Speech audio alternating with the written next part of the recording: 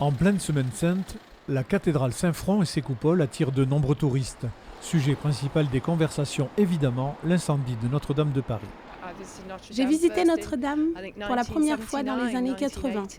C'est un monument magnifique, très important non seulement pour la France et l'Europe, mais pour le monde entier. J'ai le cœur brisé aujourd'hui.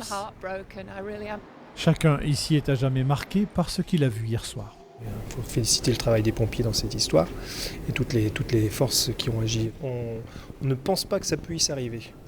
Participer à l'aide à la reconstruction de l'édifice parisien, les fidèles y pensent, chacun selon ses moyens, à sa manière. On va rester un petit peu modeste, je ne sais pas, dans les 20, 50 euros. Collecter au travers des réseaux sociaux, c'est ce qui est quand même le plus efficace à l'heure actuelle pour rassembler un maximum de fonds pour aider à la restauration. Lui a eu l'honneur d'y célébrer une messe. Pour le père Nicolas, Notre-Dame de Paris n'est pas morte. Ça déchire le cœur, ça déchire l'âme et ça nous renvoie effectivement à notre fragilité, à l'illusion de ce que nous pouvons avoir et posséder. Au cœur du drame, au cœur de la braise, il faut que nous puissions espérer pour faire renaître ce phénix de l'architecture.